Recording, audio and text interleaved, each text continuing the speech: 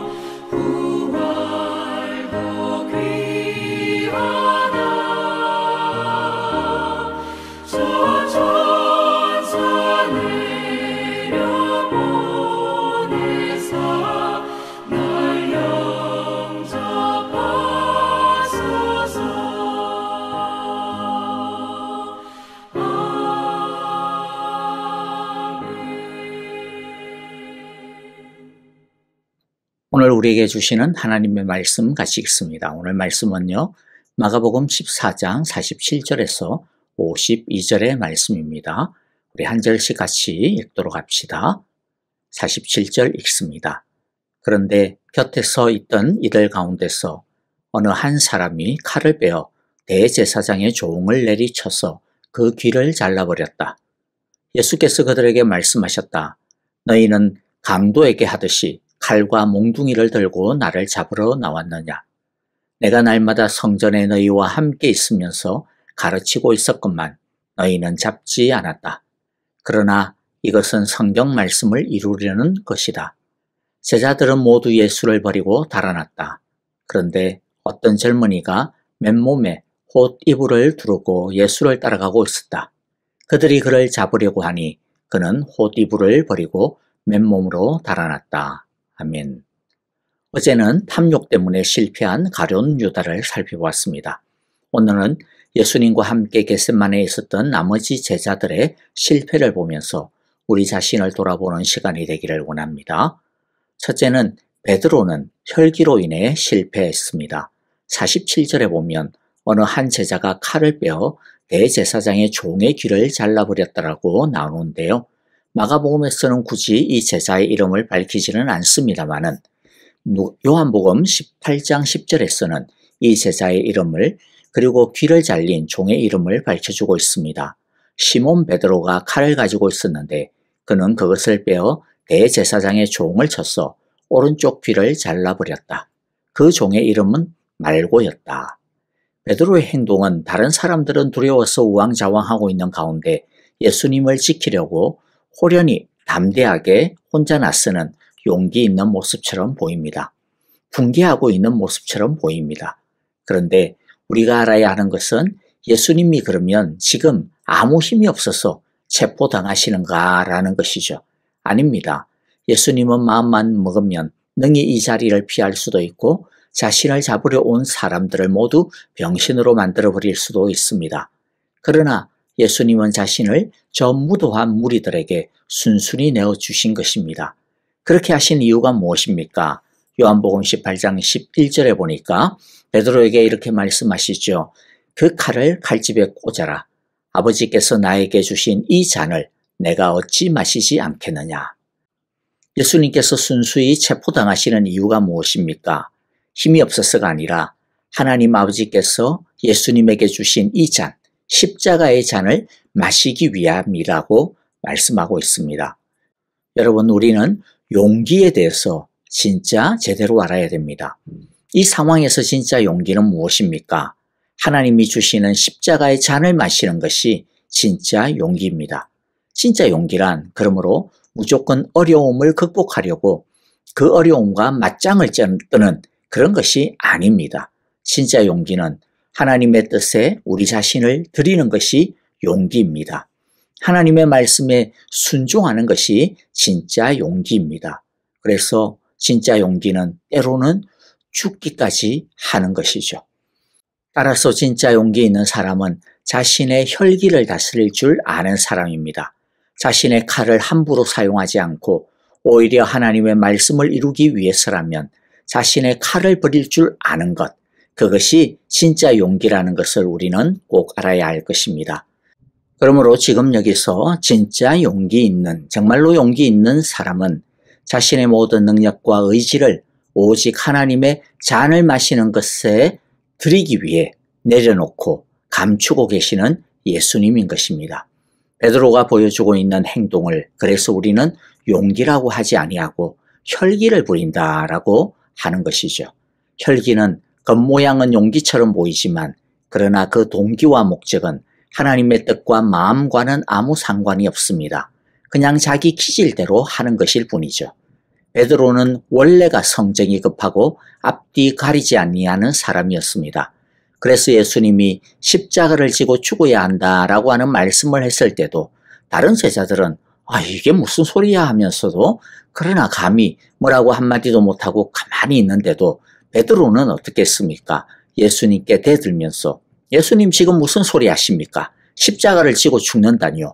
그런 소리는 앞으로 절대로 하지 마시면 안 됩니다. 누구 마음대로 죽어요? 라고 대들었죠. 그러다가 예수님으로부터 사탄아 물러가라고 꾸지람을 듣기도 했습니다. 그때 예수님이 베드로에게 무엇이라고 말씀하셨는지를 찬찬히 살펴보면 베드로의 이 기질, 혈기의 본질이 무엇인지를 우리가 알 수가 있는데요. 마태복음 16장 23절에 이렇게 예수님이 말씀하시죠. 사탄아 내 뒤로 물러가라. 너는 나에게 걸림돌이다. 너는 하나님의 일을 생각하지 않고 사람의 일만 생각하는구나. 베드로의 그 모습은 예수님을 위하는 것 같았지만은 용기 있는 모습 같았지만은 실제로는 무엇이라고 주님이 말씀합니까?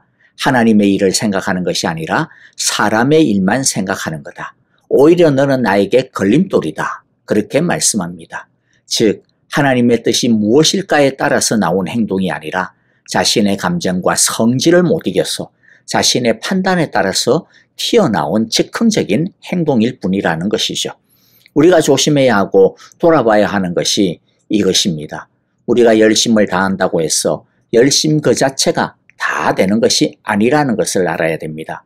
우리는 의로운 행동이라고 하는 것이 실제로는 하나님의 걸림돌이 되는 하나님과 상관이 없는 일일 수 있다는 거죠. 하나님은 우리의 행동과 삶이 사람의 일을 이루는 것이 아니라 하나님의 일을 이루는 것이 되기를 원하십니다. 우리의 기질과 우리의 생각과 우리의 판단대로 그냥 막 하는 행동들은 오히려 하나님의 일을 망가뜨리고 걸림돌이 되기 십상입니다. 우리의 기질과 생각과 판단을 하나님의 말씀으로 성령의 성품으로 다스려야 합니다. 그래서 우리의 계획이 하나님의 계획이 되게 해야 하고 우리의 생각이 주님의 소원이 되게 해야 하고 우리의 기질이 성령님의 성품이 되도록 해야 합니다. 예수님은 베드로의 이 들나귀와 같은 기질을 아셨기 때문에 베드로에게 끊임없이 무엇을 강조하셨습니까? 깨어 기도하라고 하셨습니다. 원수에게 잡아먹히지 않도록 깨어 기도하라고 하셨습니다. 하나님의 뜻 안에 베드로의 기질과 혈기와 마음을 다스리지 않으면 베드로의 그 열심으로 인해 오히려 하나님의 일이 망가질 줄을 걱정하셨기 때문이죠. 그러므로 저와 여러분도 들나귀처럼 자신의 기질과 혈기대로 덤벙대지 말고 능숙한 조련사이가 되시는 우리 예수님에게 우리의 모든 것들을 맡기고 그분의 손에 이끌려 다스림을 받아야 할 것입니다. 그래서 혈기가 아니라 순종하는 용기의 사람들이 다 되어야 하겠습니다. 진정한 용기는 자신의 혈기와 기질을 말씀으로 다스림 받는 것. 그래서 심지어 죽음의 십자가의 잔조차도 마실 줄 아는 것임을 우리 모두가 온전히 알기를 원합니다. 예수님은 이 혈기왕성한 베드로에게 제자들에게 이렇게 진정한 용기에 대해 말씀하시고 있습니다. 마태복음 16장 24절입니다. 누구든지 나를 따라오려거든 자기를 부인하고 제 십자가를 지고 나를 따라오너라. 우리 모두 십자가를 지고 죽음의 자리까지 예수님을 따르는 진정한 용기 있는 자들이 다 되시기를 간절히 기도하고 축복합니다. 자, 두 번째는요. 두려움 때문에 제자들은 예수님을 버리고 도망쳤습니다. 베드로가 혈기 때문에 예수님의 일을 방해했다면 다른 제자들은 두려움 때문에 예수님을 배신하고 도망쳤습니다. 사실 예수님이 잡혀가고 있는 이 상황 속에서 두렵지 않을 사람이 과연 누가 있을까요? 아무도 없을 것입니다. 그리고 어느 누구도 두려움을 완전히 극복하고 어떤 상황에서도 하나도 두렵지 않을 수 있는 사람은 아무도 없습니다. 성경에서 우리에게 두려워하지 말라라고 말씀하시는 것도 이제는 다시는 두려움에 빠지지 아니하는 경지에 도달해야 된다라는 그런 뜻으로 말씀하시는 것이 아닙니다. 두려움에 빠지는 것은 어쩔 수 없는 인간의 연약함이니까 그때그때마다 너희들은 주의 평안과 능력으로 이겨야 한다라고 말씀하시는 것입니다.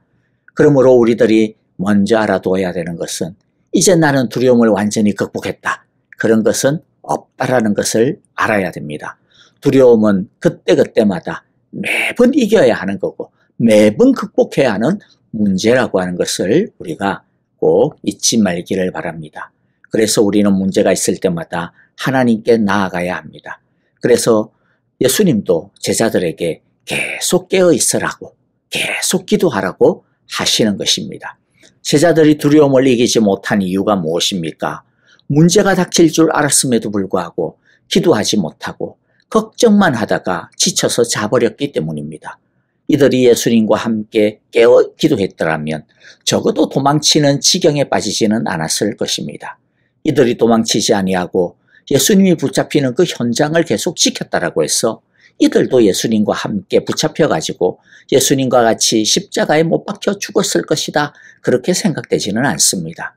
왜냐하면 이들은 예수님의 증인으로 십자가와 부활을 계속 증언하며 하나님의 나라의 복음을 온 세상에 전해야 하는 사명이 남아있기 때문입니다.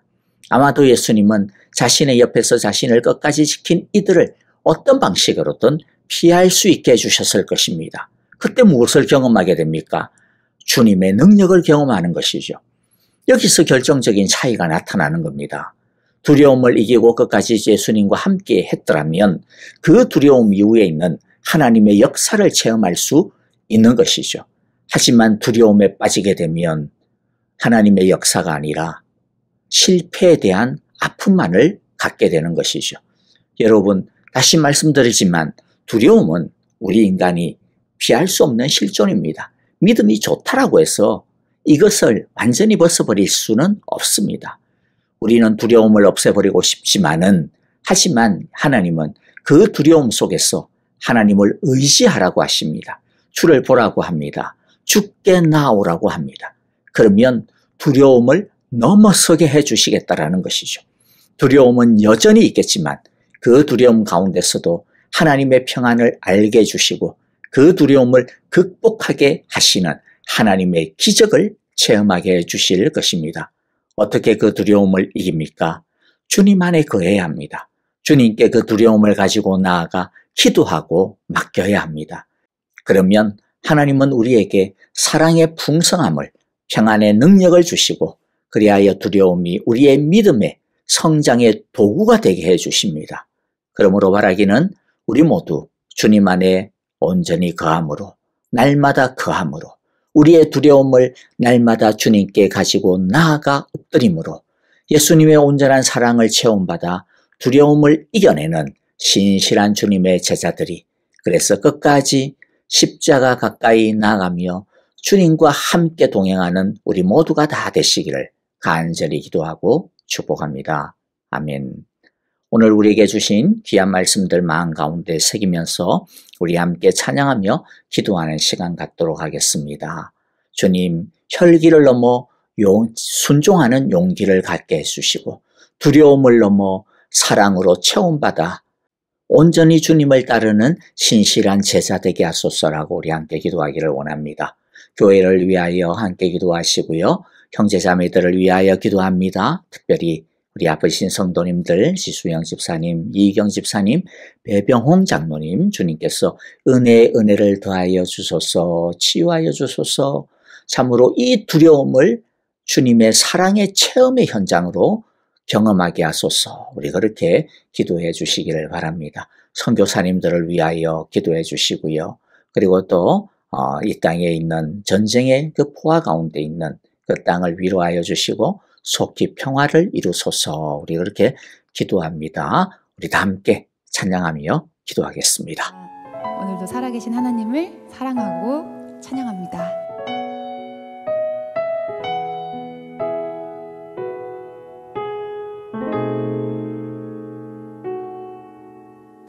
이 세상을 살아가는 동안에 나의 힘을 의지할 수 없으니 기도하고 낙심하지 말 것은 주께서 참 소망이 되심이라. 주의 길을 걸어가는 동안에 세상의 것 의지할 수 없으니 감사하고 낙심하지 말 것은 주께서 참 기쁨이 되심이라.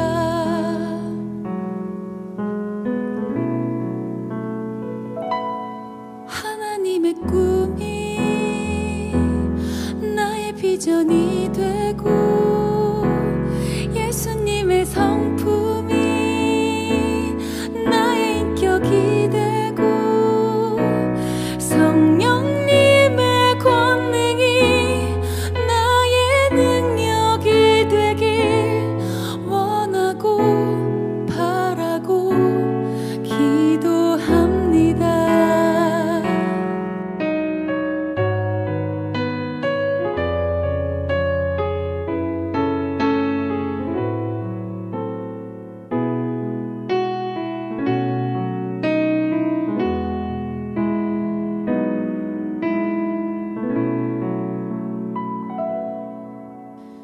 이 세상을 살아가는 동안에 나의 힘을 의지할 수 없으니 기도하고 낙심하지 말 것은 주께서 참 소망이 되심이라. 주의 길을 걸어가는 동안에 세상의 것 의지할 수 없으니